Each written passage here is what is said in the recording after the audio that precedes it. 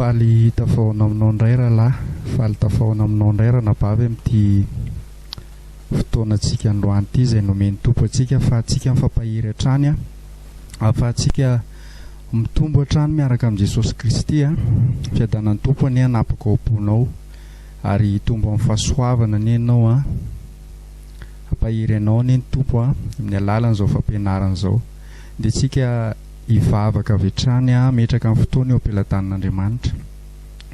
Jesosy misaotra anao izay fa mbola nomenao tombo indray amin'ity fotoana ity ahafahana mamantatra ny sitraponao, ahafahana mitombo aminao hatrany amin'izao fiarahana aminao izao.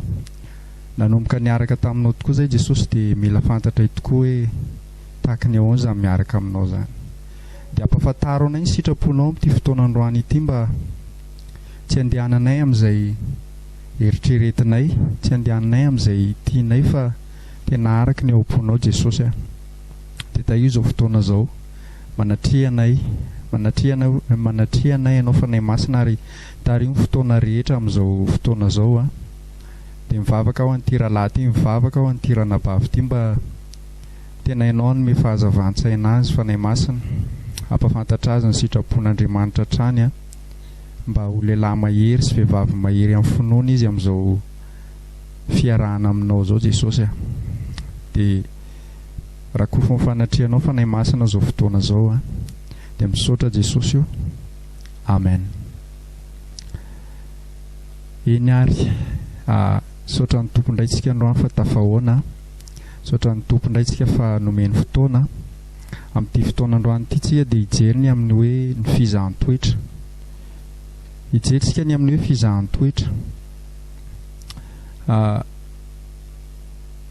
Ny tondratsika anazy dia izao hoe tsika izao miaraka amin'ny Jesosy izao raha lasana bavy dia izao mbola misy lalana be dia be ho hiala lovantsika ary ny atombohantsika dia mila marina mihitsy aloha teo anatrehan'Andriamanitra hoe inona ny tena antony ny arahantsika amin'Andriamanitra ary izay antony ny arahantsika amin'Andriamanitra izay dia mbola hozahan'Andriamanitra toetra izay hoe mandra-paharoviana ny hazonantsika ny décisiontsika amin'izao fiarahana amin'ny tompo izao.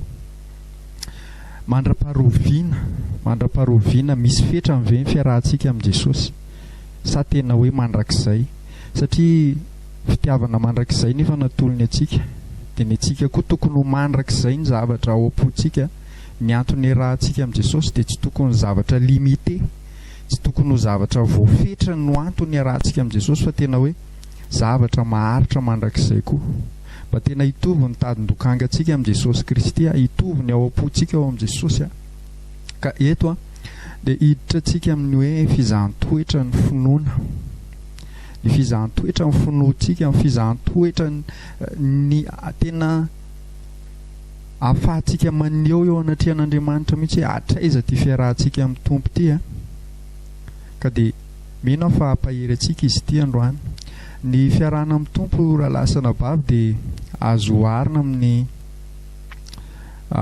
ohatrohatra tahaka izao mba hatakarantsika anazy ilay izy dia ndeha ny ohatra anao amin'ny fiainana hita maso amin'ny fiainana andavanandro. Hitanao ny volamena dia tany ambany tany izy no nalaina, tany ambany tany izy no nalaina ary rehefa tany ambany tany izy no nalaina dia mbola misy vovoka be dia be miaraka aminy, misy zavatra be dia be mifotaka, mety misy vy afaka ohatran'ilay volamena ary mety mipetapetaka aminy eny dia ny tanjona amin'ny volamena iny anefa dia firavaka tsara. Raha raisika fotsiny hoe mety ohatra hoe ho atao peratra izy iny, atao alliance ozy izy ilay atao amin'ny olona mpivady ireny, fa iny volamena iny mandra-patongany amin'izay toerana tsara izay, mandra-patongany amin'izay toerana mahafinaritra eny amin'ny tanan'ny olona, mamirapiratra eny amin'ny tanan'ny olona izay dia andalo zavatra be dia be iny volamena iny. Voalohany indrindra aloha iny dia tsy maintsy andalo iny fisedrana aloha, sedraina iny hoe tena volamena marina ve ilay hita avy ao ambany tany tao, sedraina amin'ny asidra dia eo ny mpanefa tena malala tsara mihitsy hoe ohatry ny ahoana ny volamena rehefa 18 carats, ohatry ny ahoana ny 16 carats sy ny karazany dia sedrainy amin'ny asidra iny Ary rehefa avy sedrainy amin'ny asidra iny ka voapirofo tsara fa volamena, dia mandalo fanefena amin'izay rehefa eo, mba ho tonga amin'ilay toerana tsara izay eritreretana azy. Mandalo fanefena, mandalo izy kapokapoka ao am-panefy ao, mandalo izy tena dorana amin'iren'le afo mahamay ireny mba azahoana n'ilay endrika tsara. Iny io endrika tsara io dia io ilay toe-panaraka n'Andriamanitra foana hoe misy toetra tsara ao anatintsika eo fa tena mila mandalo mihitsy tsika fanefena, mila mandalo fisedrana, zay vao mivoaka io toetra tsara, toe-panaraka n'Andriamanitra ao anatintsika io. Ary io any amin'ny fiainana mandrakizay nefa rany zany tanjon'Andriamanitra amintsika daholo, dia zany no tena mila mavesatra ao am-pontsika.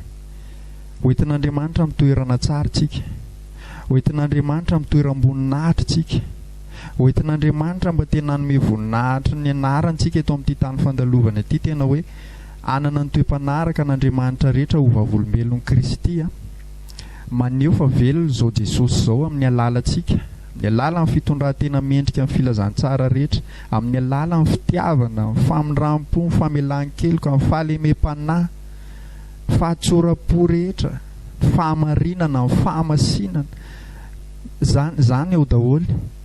Ka zany rehetra zany nefa tsy mivoaka raha tsy mandalo an'io fisedrana io tsika, raha tsy mandalo an'izany zavatra rehetra zay tenentsika rehetra zany ny amin'ny volamena. Ka dia androantsika ijeritsika ny amin'ny fizahanttoetra ny finoana, dia tsika ijery ao amin'ny Lioka 2:20. Lioka 2:20 ny 9:1-30 sy ny 2:30. Lioka 2:20 ny 9:1-30 sy ny 2:30. Lioka 2:20 ny 9:1-30 sy ny 2:30. Rehefa hitantsika dia ndeha ovakitsika amin'ny anaran'i Jesosy manao hoe: ary hoy ny Tompo, ry Simona, ry Simona, indro Satana efa nilofo nitady anareo ho kororoiny toy ny vary. Nefa izao nangataka ho anao mba tsy ho levona amin'ny finoanao, ary rehefa mibebaka ianao dia ampahirezo ireo rahalanao. Ary hoy ny Tompo izy, Jesosy io mantsy an'i Simona, Simona Petera io.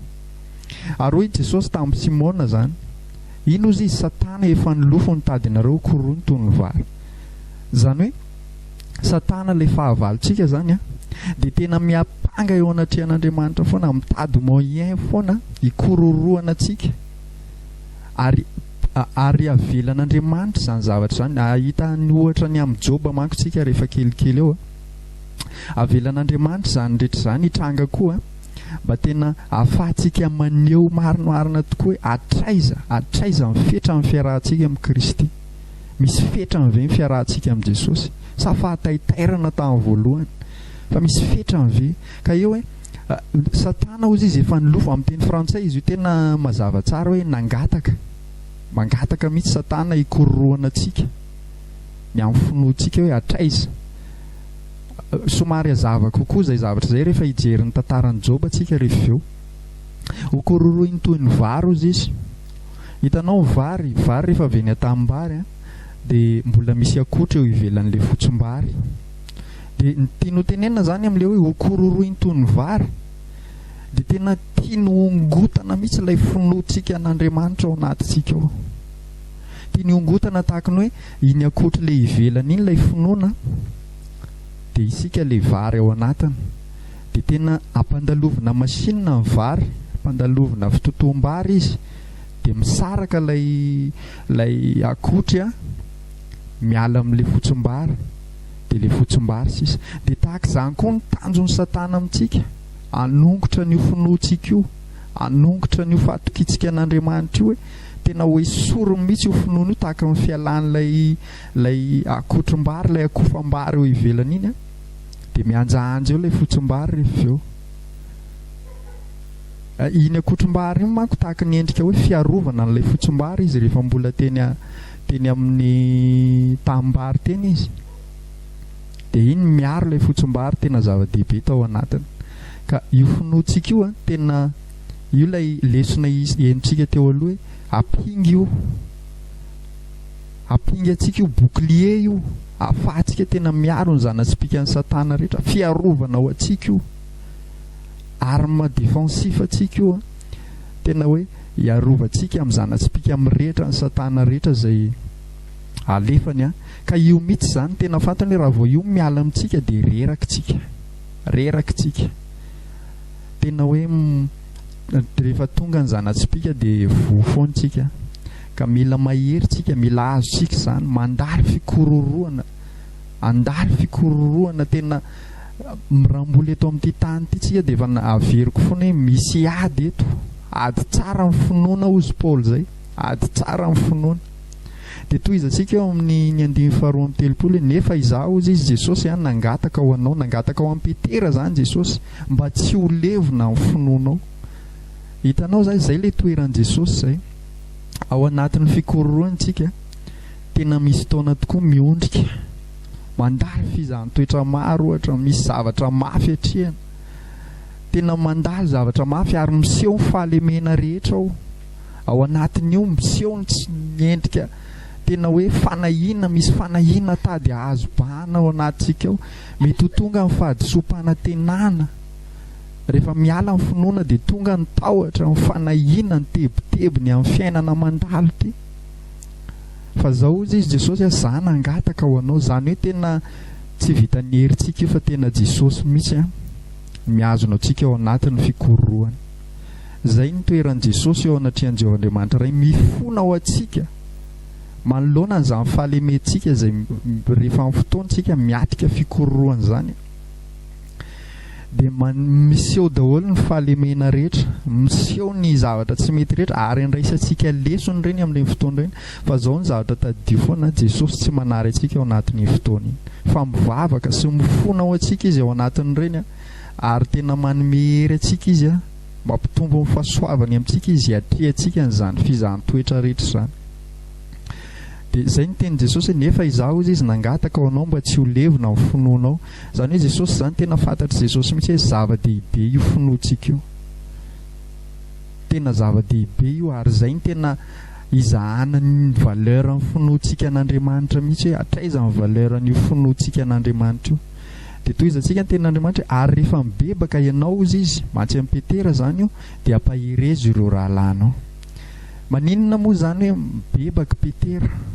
Satria zao araka ny teniko teo ao anatin'ny fikororoantsika misy fahalemena mivoaka eo, misy taona misy tahotra endrika, lasa misy tsy fahatokiana an'Andriamanitra amin'izay, lasa misy firorohon-tsaina, lasa mitaditady ho lefa ny finoantsika hoe sao dia mba tsy mety any ary ty lalako ty, sao dia mba tokony hiverina anao an'izao ihany ary sao dia lasa misy fisalasalana be dehibe ao anatintsika rehefa mandalo fikororoantsika.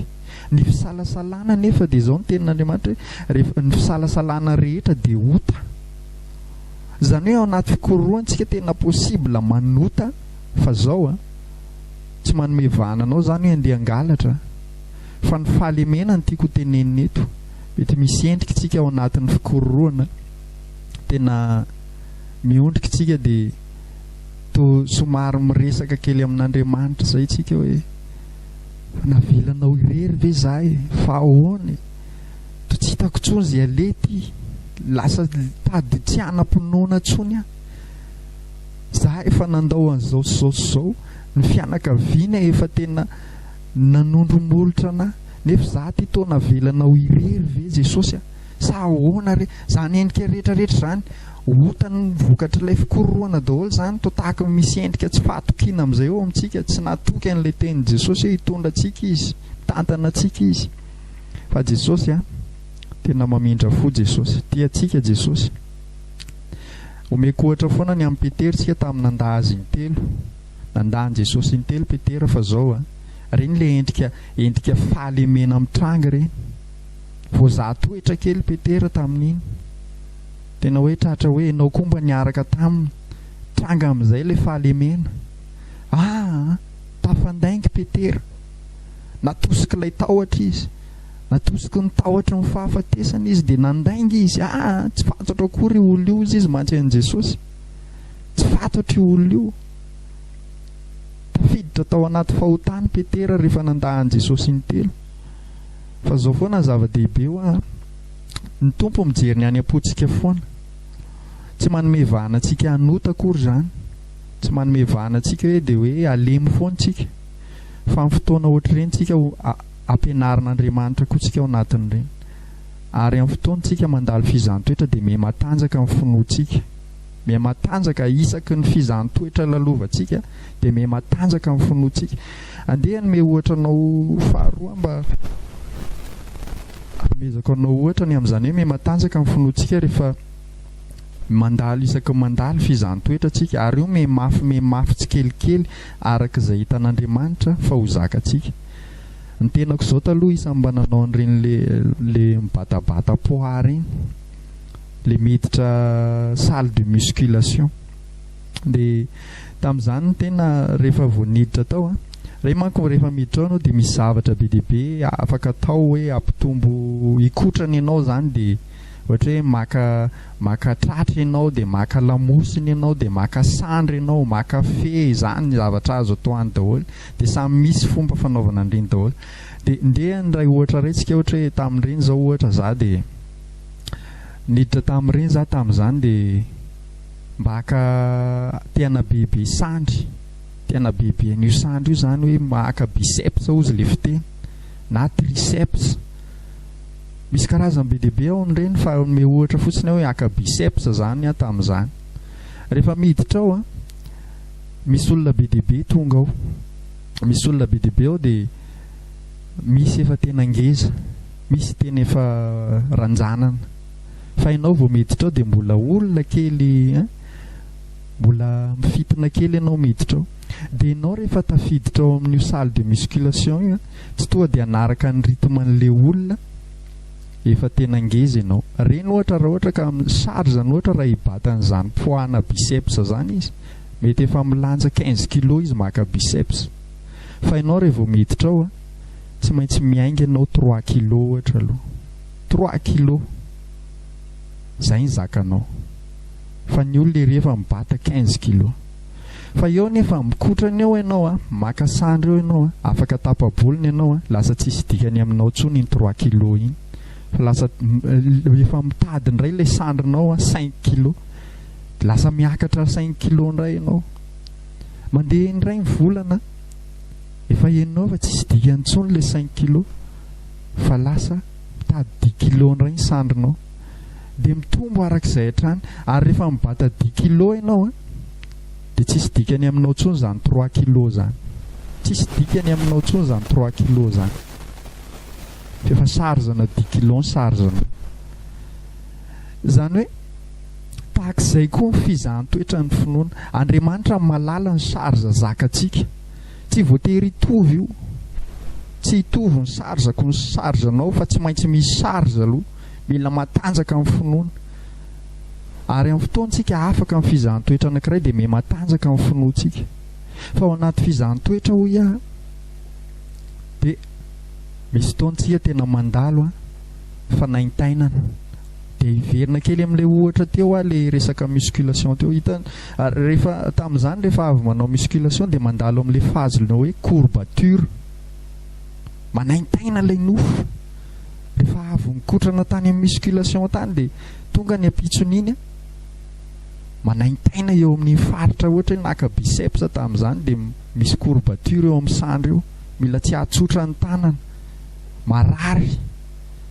Fa zao miafaka tsikelikely iny dia mitady zavatra mavisabisatra noho n'le 3 kilo ndray izy rehefa eo. Dia ohatr'izay misy ty fizahantsoetra amin'ny finoana ty, mila mitombo tsika miaraka amin'i Jesosy, tsy mitombo anefitsika raha tsy manaiky handalo fizahantsoetra.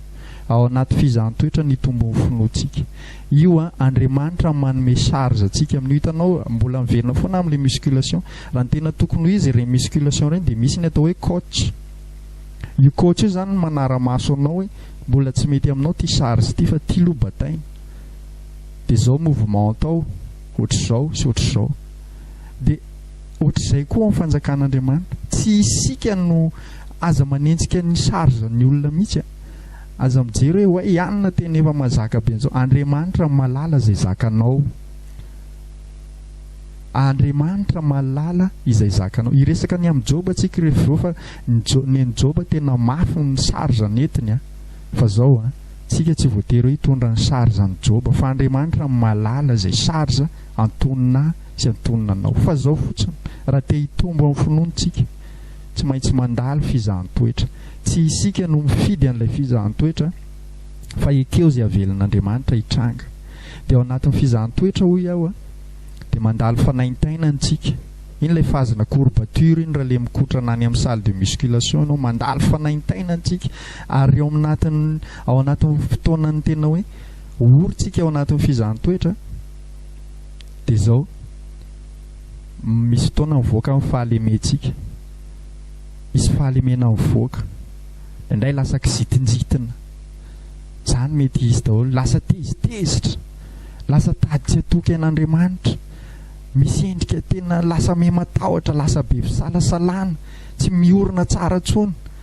Fa zao foana Jesosy efa niteny hoe mangataka ao antsika izy mba tsy ho levona ny finoantsika. Miazona antsika ataovy ao am-ponao foana na dia mafy ary ny zavatra trehana mandritra ny fizahan-toetra dia ataovy ao am-ponao hoe Jesosy tena mafy ty zavatra trehako ty fa zao mamindrafo amiko dia omeo hery aho atrehako an'ity.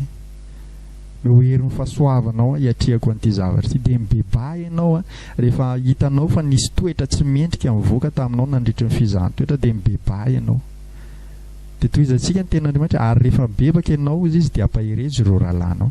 Zao ny tena zava-dehibe ny olona nandalo fizahan-toetra raha lasana bavy tena afaka mampahery olona, tena afaka manome toky olona izy fa zao hoe tsy mamelanao irery Jesosy.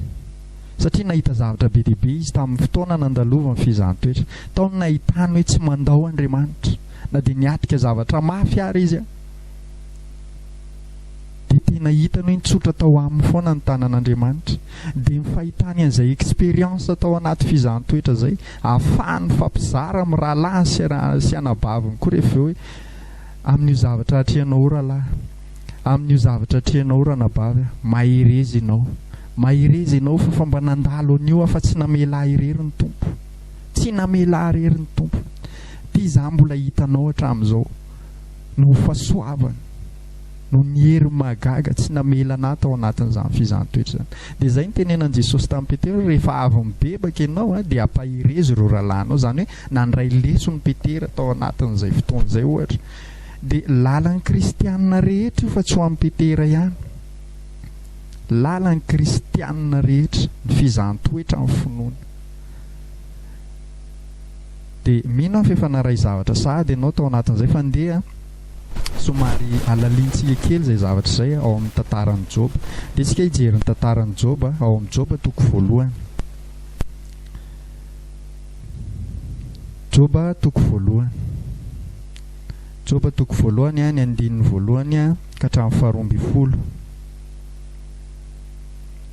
Joba toko voalohany ny andininy voalohany ka hatramin'ny faharoa-ambin'ny folo. Dia toa dia mitsambikiny tsika eny amin'ny toko faharoa rehefa avy eo. Mitsambikiny eny amin'ny Joba toko faharoa tsika rehefa avy eo dia ny andininy voalohany ka hatramin'ny fahafito. Averiko ilay mpandeha zany hoe voalohany aloha hoe Joba toko voalohany ny andininy voalohany ka hatramin'ny faharoa-ambin'ny folo. Dia toa dia misaoty sika eny amin'ny Joba toko faharoa ny andininy voalohany ka hatramin'ny fahafito. Rehefa hitantsika dia ndeha ovaka itsika amin'ny anaran'i Jesosy manao hoe nisy lehilahy tany amin'ny tany Oza, Joba no anarany, ary marina sy mahitsy izany lehilahy izany sady natahotra n'Andriamanitra ka nifady ny ratsy. Ary niteraka fitolahy sy vavy telo izy, ary ny fananany dia ondry amanosy 7,000 sy rameva 3,000 sy omby 1,000 sy boriky vavy 10,000 ary mpanompo marobe. Ka dia nanan-karena be mihoatra noho ny zanaky ny atsinanana rehetra izany lehilahy izany.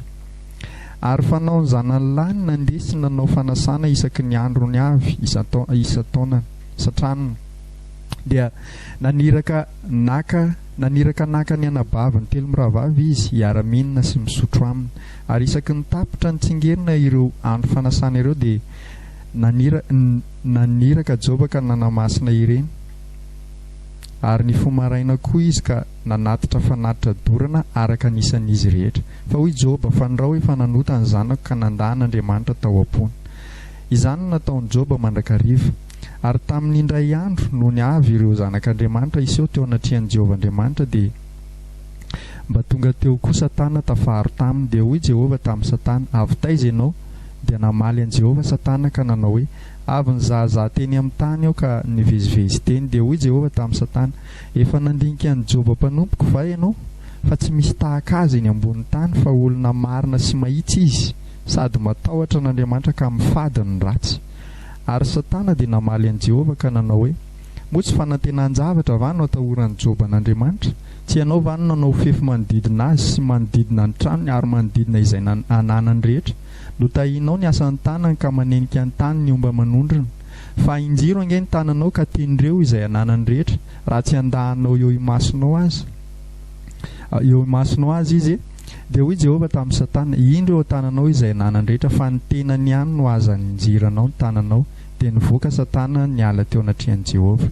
Dia tonga dia misaotsika ery amin'ilay Joba toko faharoa ny 12 ka hatramin'ny 17. Ary tamin'ny indray andro koa dia avy ireo zanak'Andriamanitra iseho teo anatrihan'i Jehovah ka dia mba tonga teo koa Satana tafaro taminy iseho teo anatrihan'i Jehovah. Dia hoy Jehovah tamin'ny Satana, avy taiza ianao? Ary Satana dia namaly an Jehovah ka nanao hoe, avy nizahazaha teny amin'ny tany aho ka nivezivezy teny. Dia hoy Jehovah tamin'ny Satana, efa nandinika an Joba mpanompoka va ianao? Fa tsy misy tahaka azy eny ambony tany, fa olona marina sy mahitsy izy, sady matahotra n'Andriamanitra ka mifady ny ratsy. Ary mbola mitana mafy ny fahamarinany ihany izy, na dia nanesika ahy hamongotra azy foana azy ianao. Ary Satana dia namaly an Jehovah ka nanao hoe, hoditra fefin'ny hoditra eny izay rehetra ananan'ny olona dia omeno fefin'ny ainy. Fa injiro ange ny tananao ka tendreo ny taolany sy ny nofony raha tsy andahanao eo imasonao azy izy. Dia hoy Jehovah tamin'ny Satana, indro eo an-tananao izy ny ainy tokana ihany no aza sina. Dia nivoaka Satana avy teo anatrihan'i Jehovah ka namely vai ratsy an'i Joba hatramin'ny faladiany ka hatramin'ny tampon-dohany. Amen. Fitiantsika fohifohy ny tantaran'i Joba dia izao hoe, ty Joba ty tena nireharehan'Andriamanitra mihitsy. Marina sy mahitsy izany lehilahy izany, sady natahotra n'Andriamanitra ka mifady ny ratsy. Zasy ianao tena natsoana ho amin'izany raha lasa nabavy. Nisy lehilahy ozy izy tany amin'ny tany Oza, Joba ny anarany, ary marina sy mahitsy izany lehilahy izany, sady natahotra n'Andriamanitra ka nifady ny ratsy. Amafisika foana antsika miaraka amin'Andriamanitra, mila mandeha amin'ny fahamarinana sy ny fahitsiantsika, ary mila matahotra n'Andriamanitra tsika, mila mifady mandeha amin'ny fahamasinantsika, mifady an'ireo zavatra rehetra tsy araka ny sitrapon'Andriamanitra zay manimba ny fiainam-panahintsika amin'izao fiarahantsika amin'i Jesosy izao. Dia izao ny zava-nisy rehefa etsy amin'ny andininy toa dia andehantsika andeha etsy amin'ny andiny fahaenina manao hoe, ary tamin'ny amin'indray andro no niavy ireo zanak'Andriamanitra iseho teo anatrihan'i Jehovah dia mba tonga teo koa Satana tafaro taminy. Ty zavatra ty zany tena réel, tena zava-nisy tao an-danitra tao. Tonga teo anatrihan'Andriamanitra ny anjeliny hitondra tatitra, hitondra zavatra, satria ny anjelin'i Jehovah dia mirenireny ity amin'ny tontolo ity. Eo miaro ny zanany, eo mitondra valim-bavaka. Ao ny manana ministera ny fitondrana valim-bavaka fotsiny, ao ny manana ministera mitondra ny vavaka izay ataontsika fotsiny, fa ao koa ny manana ministera ny anjely ho fiarovana antsika fotsiny. Dia tamin'ny fotoana nitondra tatitra teo anatrihan'Andriamanitra ireo anjely ireo, dia iny koa Satana tonga tafaro taminy teo. Dia inona nataon'ny Satana teo? Dia hoy Jehovah tamin'ny Satana hozy, avy taiza ianao? Dia namaly an Jehovah Satana ka nanao hoe, avy nizahazaha teny amin'ny tany aho ka nivezivezy teny. Eo zany tsika raha lasa nabavy tena mila mitarina fa Satana tena mandinika mivezivezy ety tany ety, mijery tsara n'izao fandehantsika izao izy. Aoka tsika tsy ho variana mihitsy fa misy mpijery tsika, mijery atsika tsara ny fahavalontsika amin'izay toerana alehantsika, amin'izay fotoana tsika rehetra. Mizahazaha tsika ety izy, mijery tsara ny pozitiontsika, aiza tsara ny pozitionako sy ny pozitionao amin'izao fiarahana amin'ny tompo izao. Dia eo amin'ny andiny fahavalontsika dia hoy Jehovah tamin'ny Satana, efa nandinika ny Joba mpanompoka va ianao? Fa tsy misy tahaka azy eny ambony tany, fa olona marina sy mahitsy izy, sady matahotra n'Andriamanitra ka mifady ny ratsy. Alleluia. Tena za mampahery anao mba irehareny aminao ny Jehovah ny amin'izany. Mba tena tahaka amin'ny fahitany an Joba ny fahitany ianao. Fa tena hita mihitsy ny ireharehan'Andriamanitra mihitsy ny fisiany Joba tetỳ tany. Tsisy tahaka azy ozy izy eny ambony tany. Olona marina sy mahitsy izy ary matahotra n'Andriamanitra amin'ny fadiny ratsy. Zany ny tena hoe Joba zany tena hita mihitsy olona raiky mpitia an'Andriamanitra. Olona tena nitoetra foana tamin'ny sitrapon'Andriamanitra.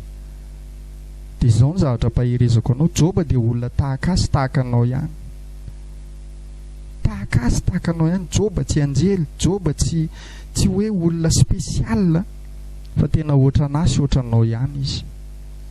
Ka za mino hoe raha mangeta entitsika ny tena mba hanana an'izany, mba tena hoe Andriamanitra zany. Zay le hoe tsy mila sitraka amin'ny olontsika fa mila sitraka amin'Andriamanitra. Ozy ny tenin'ny Paoly zao hoe raha mbola mila sitraka amin'ny olona aho izy dia tsy mpanompo ny Kristy. Fa tsika amin'Andriamanitra, tsika mila sitraka amin'izay zavatra rehetra ataontsika rehetra, fa aza mba mila sitraka avy amin'ny olona zany. Aza mila mifandokafan'ny olona, aza miandry fandokafan'ny olona sy ny fitehafantanana ataon'ny olona. Na manao asa soatsika dia aza mieritreritra koa hoe olona itehan-tanana antsika, fa alao Andriamanitra ny ireharehany amintsika. Ary zany tsy ampiavolavona antsika zany, andehanantsika amin'ny fanetrehetena foana. Aza miandry valim-pity amin'ny olona za mihitsy. Ary Jesosy dia nampianatra an'izany mihitsy hoe rehefa mivavaka ianareo izy dia aza mba manao tahaka ampetsara velatsihy, tahaka ny fariseo hoe eny an-dalana eny dia makanjoro trano eny izy dia mivavaka manao hitan'ny olona eny izy mba ho tokafan'ny olona. Fa rehefa mivavaka ianareo izy Jesosy dia midira ao amin'ny efitrano manginareo dia ny rainareo izay any an-danitra ny ahitanareo ao mangingina dia izy ny anome valim-pity anareo.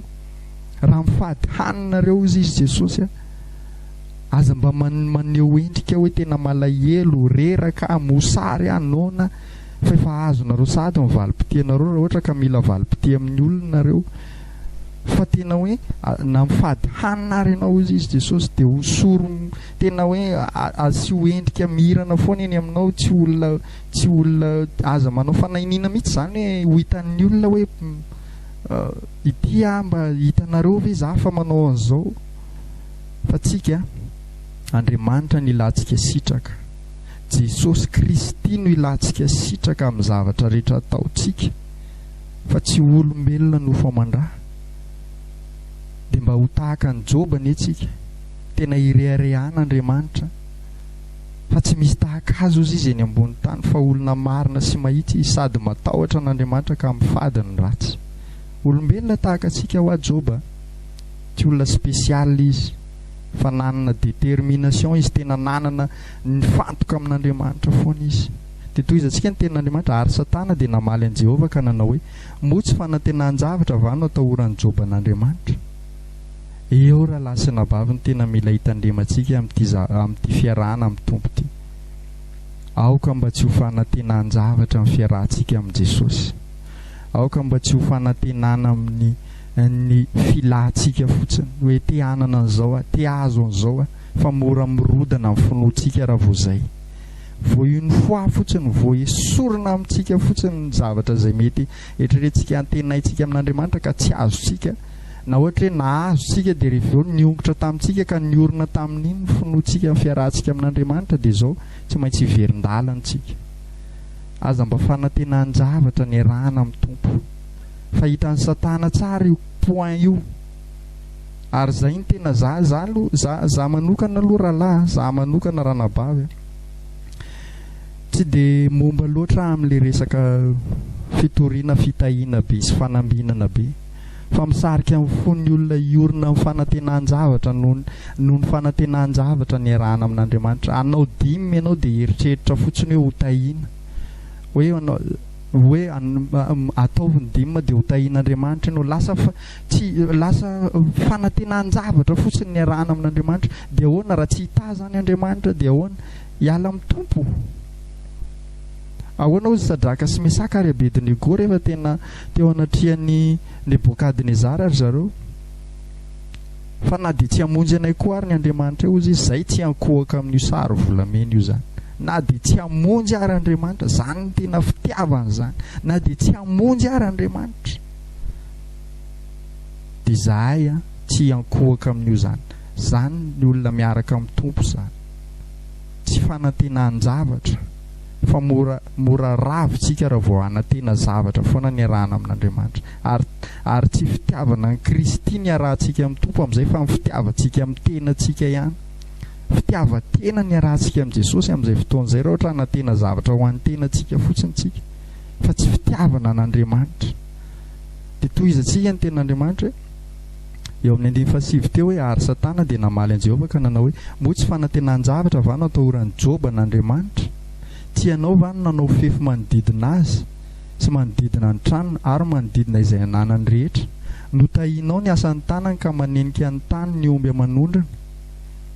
Dia eo ilay zavatra tiako tenena, tsika koa nefa tsy mandiso tenin'Andriamanitra. Andriamanitra afaka mitaha, Andriamanitra tena afaka mitaha asy ianao rehefa izay ny sitrapoana, fa ny fotsika misy ny ataovy marina eo anatrehan'Andriamanitra.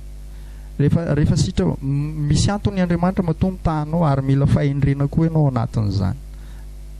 Joba tena nitahian'Andriamanitra, tsisy olona afaka handaha mihitsy hoe Andriamanitra tsy mitaha zany. Mitaha Andriamanitra ka, manambina Andriamanitra, fa mifoky sy mifonao mihitsy no azahoarina amin'izany. Fa velao Andriamanitra anao izay tiany atao fotsiny eo amin'ny fiainanao, afaka mitahanao izy rehefa izay ny sitrapoana. Dia hitan'ny Satana ireo zavatra ireo, dia ireo zany ny zavatra ny ampangany Satana any Joba teo anatrehan'Andriamanitra hoe sory aminy iny. Eo amin'ny 9:10 amin'izay izy hoe fa injiro ange ny tananao izy ka tendreo izay ananany rehetra, raha tsy andahanao eo imasonao azy izy. Dia hoy Jehovah tamin'ny Satana, indro eo an-tananao izay ananany rehetra, fa ny tenany ihany no aza aninjiranao ny tananao. Dia nivoaka Satana niala teo anatrehan'i Jehovah. Izao ny zavatra mila ampahirizana antsika ao anaty fizahantsoetra, dia Andriamanitra ihany ny tompo-teny farany. Andriamanitra ny tompo-teny farany amin'izay zavatra avelan'ny Satana ataony eo amin'ny fiainantsika. Ary tsy afaka manao ninina amintsika koa Satana raha tsy Jehovah mamela azy hikasika antsika, ary mbola Jehovah Andriamanitra iray koa mametra ny zavatra azony atao, satria ozy izy ny tenany ihany no aza ninjiranao ny tananao izy. Dia Satana tsy mahazo mihoatra amin'izay fefy napetraka Andriamanitra izay. Dia izao ny ampahirizako anao amin'ny fotoana ianao miatrika fizahantsoetra, dia izao foana Andriamanitra tompo-teny farany amin'io zavatra atrehanao io, fa tsy mivavan'ny olona, tsy izay zavatra tenenin'ny olona mahakasika ny amaritan'ny olona amin'ny fiainanao, fa Andriamanitra ihany manana teny farany amin'ny fiainanao. Na dia efa tahaka ny ohatry ny ahoana ary amin'ny fiainanao, dia izao ny ampahirizako anao, ninona fandrefesan'ny olona ny mety ho avy ny fiainanao dia apetrao amin'ny Jesosy foana hoe ianao ny tompo-teny farany amin'ity fiainako ity, fa tsy izay tenenin'ny olona. Mibanjina ny Jesosy foana ianao, fa izy malala izay hevitra heverinanao. Fa za apetraka ahorina amin'izay fandrefesan'ny olona ny fiainanao mihitsy hoe miatrika zavatra mafy ianao, dia ozy ny olona zao ny farana, raha tsy mitandrina ianao dia zao ny faranao, raha tsy hanina ianao dia zao sisy, zao sy ny rehetrarehetra, ho faty hany ianao raha zao. Fa zao ny teneniko anao, ninona tenenin'ny olona, aorenao amin'ny tenin'Andriamanitra ny finoanao, fa azahoarina amin'izay tenin'ny olona izay mamaritra amin'ny fiainanao. Aorenao amin'ny tenin'Andriamanitra hoe ianao Andriamanitra ny efa nanakinako ny fiainako, ianao manana teny farany amin'ny fiainako, fa tsy izay tenenin'ny olona, fa ianao manana teny farany amin'ny fiainako, dia apetraka ho ampelantananao zany. Fa na i Satana ary tsy mahazo manao mihoatra amin'izay navelan'Andriamanitra ho atao amin'ny Joba. Mino fa mampahery anao zany. Jesosy raha lasana baby tsy mamela antsika irery zany. Na handalo zavatra sarotra ary tsika amin'ny fiarahana aminy, Jesosy tsy mamela antsika irery. Dia hiditsika amin'ny le Joba toko faharoa ny 2:1-7 hoe ary tamin'ny indray andro koa dia avy ireo zanak'Andriamanitra. Ity zany rehefa avy niatrika an'ilay fizahantsoetra voalohany Joba, ringana daholo rehefa mamaky an'io tsika, dia le nisaotintsika teo dia ao daholo ny zavatra nahazo an'i Joba, ringana daholo ny fananany rehetrarehetra, maty ny zanany, ringana ny fananany rehetrarehetra, onjoonjony izy samy rery sisa, ny tenany ihany sisa. Fa Joba na dia nampangainy Satana ary izy hoe fanantenan-javatra ihany ny arahany tamin'Andriamanitra, fa na dia ringana ary ilay zavatra rehetrarehetra izay ny ampangany Satana anazy teo anatrehan'i Jehovah, nijoro foana Joba. Teo zany ny tena nanehoan'i Joba hoe tsy ireo ny antony arahako amin'Andriamanitra na dia foana ary ireo, tsy ny fahalasany ireo zavatra rehetrarehetra ireo no ampisaraka amin'Andriamanitra. Mba enao anie zany rahalahy, mba hoenao anie zany ranabavy, ninninona mety zavatra mba tsy zavatra hita amin'ny maso anie no antony hiarahantsika amin'i Jesosy, fa tena finoana velona maharitra mandrakizay noho ny amin'ny fiainana mandrakizay ny tena hiarahana amin'i Jesosy. Ka ninninona mety zavatra mitrangy eto amin'ity zao tontolo zao ity, ny fiainana mandrakizay tsy afaka hongotan'ny Satana ao anatintsika mihitsy, tsy hanana amin'ny fahefana mihitsy rehefa mbola io no azontsika, io no arena tena tsy azon'ny Satana kitikitiana io rehefa tena mbola azontsika hatramin'ny farany io fiainana mandrakizay io famonjena io dia azony io, fa io tsy afaka manongotra an'io zany izy. Ny zavatra hita ny fananantsika sy ny rehetrarehetra mety afaka raha velan'Andriamanitra anina fahefana amin'izany izy dia mety ho afaka ho aringany azy, fa ny fiainana mandrakizay azono hatramin'ny farany, azono hatramin'ny farany. Ity ny antony arahako aminao raha io, efa natsoinao amin'ny fiainana mandrakizay dia ity ny arahako aminao, ka dia mampahery anao any amin'izany.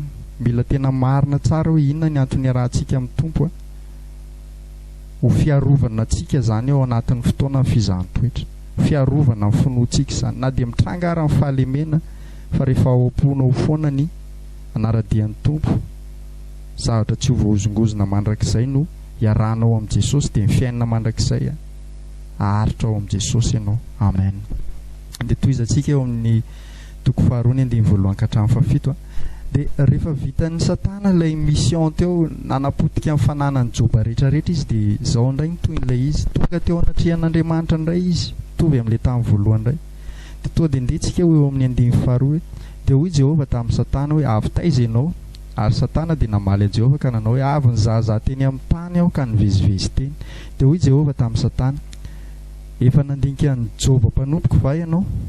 Io zany Andriamanitra dia mbola nireharehany Joba foana, satria hitan'ny Joba hoe nijoro, fa tsy misy tahaka azy eny ambonin'ny tany, fa olona marina sy mahitsy izy, sady matahotra n'Andriamanitra ka mifady ny ratsy, ary mbola mitana mafy ny fahamarinany ihany izy, na dia nanesika hamongotra azy foana azy ianao. Hitanao zany, mila mitana foantsika ninninona zavatra tena mafy hatrehana, tazony hatrany ny finoanao, tazony hatrany ny fahamarinanao. Aza mba manao hoe efa tsy mety tsy hamonjy ahy tsony angamba ny Andriamanitra, inona moa ny ilako an'Andriamanitra tsony, kizarana velany rery, tsy aleo ve hanaonao foana amin'izay, tsy aleo ve hiverina amin'ny fiainako taloha indray, aleoko rangahy tena miditra bara kely fa mapy aloha ty zavatra triako tia. Aza manary ny fahamarinanao, miorena ny fahamarinanao foana, mandehana ny fahamarinana foana, na dia mafy ary ny zavatra triana, tazomy foana ny fahamarinana, fa hitan'Andriamanitra zany. Ary tena za tena mahita hoe nitanjon'Andriamanitra ato anatin'ity fizahan-toetra tamin'ny Joba ty tena ny anala baraka ny Satana mihitsy, mba ho afa baraka koa ny Satana amin'ny alalanao sy amin'ny alalako, mba ho afa baraka ny izy eo anatrehan'Andriamanitra, mba homena voninahitra ny Tompo noho ny amiko sy noho ny aminao, ho afa baraka ny fahavalo amin'ny fotoantsika tena mifahatra mijoro foana ninina zava-mitranga. Ny olona manodidina tena mety efa mieritritra hoe hopotika ty rahalahy ty, hopotika amin'ny fiainan'ity vehivavy ty, fa zao Andriamanitra ho an'ny tompo teny farany amin'io, dia miorena tsara aza miovy ianao, azony mafy foana ny fahamarinanao, azony mafy foana ny fahamarinanao.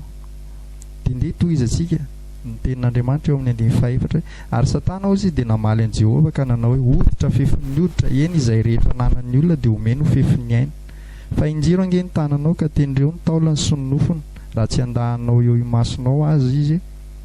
Eo zany Satana tena misisika foana e. Zay ny tiako tenenina hoe fizahan-toetra tsy ny ray andro io, misy sarja io, sarja mety maivamaivana aloha ny sarja ny voalohany, mety hitombo io rehefa ao rindrinao, fa arakaraka an'iny dia mitombo koa ny finoantsika, mitombo ny finoantsika izay zavatra rehetra atrehantsika. Dia teto Joba tsy nisy zavatra ho aringana intsony ao manodidina ny teto Satana azafady, teto Satana tsy nisy zavatra ho aringana intsony manodidina ny Joba, mifanana efa ripaka daholo. Dia inona indray ny zavatra ny ampangany Satana ny Joba teto dia hoe kasio tendreo angeny taolany sy ny nofony, izany hoe asio aretina izy mba tsy handahanao eo masonao azy izy, ataovy marary izy, raha marimarina koa asio aretina mahazo anazy, fa mandahanao io. Dia hoy izy Andriamanitra tamin'ny Satana, dia hoy Jehovah tamin'ny Satana hoe indro eo an-tananao izy, ny ainy tokana ihany no azo asiana.